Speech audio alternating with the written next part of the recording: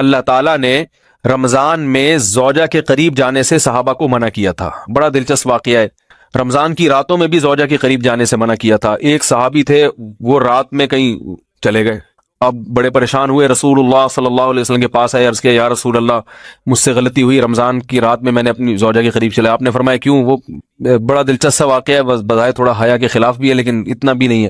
وہ کہہ رہے میری زوجہ کہیں پانی بھرنے کے لیے جا رہی تھی، ان کی پنڈلی کھلی تو میری نظر بیوی کی پنڈلی پر پڑی اور میں بس پاگل ہو گیا بیوی کے عشق میں. میں یہ اس لیے بیان کر رہا ہوں کہ جو لوگ نظر کی حفاظت کرتے ہیں وہ بیوی کے عشق میں پاگل ہوتے ہیں. جو دن رات انٹرنیٹ پر پنڈلیاں دیکھتے رہتے ہیں انہیں بیوی کی پنڈلی بھی کیا شکل بھی اچھی نہیں لگتی ان کو. بد نظری کا یہ عذاب ہے، وبال ہے کہ جو اللہ نے گھر میں آپ کے لیے بٹھائی ہے وہ آپ کو اچھی نہیں لگے گی. تو نظر کی حفاظت کیا کرو، اس سے آپ کو اپنی بیوی سے عشق ہوگا، محبت ہوگی. بات آ رہی ہے سمجھ میں؟ تو اب دیکھو کیسا روزے کی حالت ہے. رمضان میں پابندی ہے، اسلام میں حکم تھا جو رمضان میں بیوی سے بستری کرے گا 60 روزے لگاتار رکھنے پڑیں گے.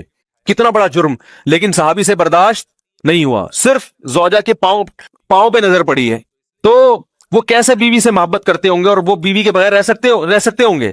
اور آج لوگوں کے فون آتے ہیں، ہماری بیگم جس میکے جاتی ہے اتنی خوشی ہے، ایسا اچھا سا فیل ہوتا ہے، ایسا عجیب سا محسوس ہو رہا ہوتا ہے جیسے آزاد ہو گئے.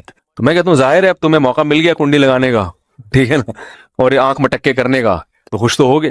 تو یہ بھی ایک عذاب ہے جو لبرل لوگ نے جس عذاب میں ڈالا ہوا ہے نا، اس میں عورت کے حقوق نہیں ہے. عورت کے حقوق نظر کی حفاظت میں اور عورت کے پردہ کرنے میں ہے. جب مرد باہر نکلے گا سب پردے میں ہوں گی تو آئے گا کس کے پاس؟ بیگم کے پاس ہی آئے گا. تو اتنے منہ کالا کرنے کے راستے کھول دیے ہیں تو ظاہر ہے پھر کامیاب ازدواجی زندگی نہیں ہوتی. تو نبی کے پاس آئے، عرض کیا یا رسول اللہ میں برداشت نہیں کر پایا. تو آپ مسکرا دیے. تو وہ نبی کے پاس گئے، یا رسول اللہ ایسے ہوا، مجھ سے غلطی ہو گئی. تو آپ نے فرمایا کیوں؟ فرمایا ایسا ہو گیا تھا. تو آپ صلی اللہ علیہ وسلم نے فرمایا 60 روزے رکھو لگاتار. انہوں نے فرمایا ایک کی طاقت نہیں ہے، اس میں یہ ہو گیا 60 کیسے رکھوں گا، نہیں ہے طاقت 60. آپ نے فرمایا ٹھیک ہے پھر 60 غریبوں کو 2 ٹائم کا کھانا کھلاؤ. فرمایا اس کی بھی طاقت بولو بھائی نہیں ہے. اتنے میں ایک صحابی لائے کوئی چیز صدقہ کرنے کے لیے. تو آپ نے فرمایا چلو اصل حکم تو یہی ہے کہ 60 روزے یا پھر 60 غریبوں کو کھانا، وہ نہیں تو چلو فی الحال ان کو تنبیہ کے لیے کچھ ان سے صدقہ کروا لیتا ہوں. فرمایا چلو یہ فلاں خیرات کی ایک چیز لے کر آئے ہیں، تم یہ لے کے غریبوں میں بانٹ دو. انہوں نے فرمایا مجھ سے زیادہ غریب پورے مدینہ میں بھائی کوئی بھی نہیں. آپ صلی اللہ علیہ وسلم مسکرانے لگے، فرمایا جاؤ کھاؤ اور بچوں کو کھلاؤ. اور بھائی غلطی بھی ہوئی اور گھر میں راشن بھی آ گیا.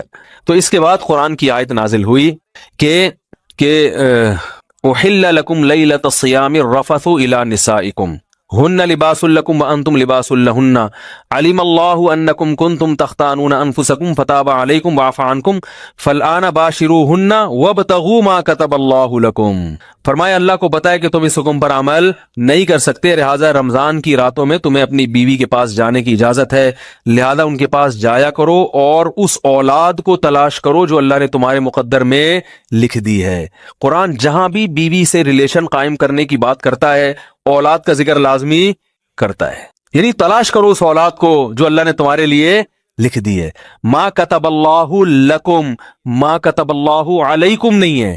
علا کا مطلب تمہارے خلاف، لکم کا مطلب تمہارے فائدے کے لیے. لام عربی میں نفع کے لیے آتا ہے، علا عربی میں ضرر اور نقصان کے لیے آتا ہے.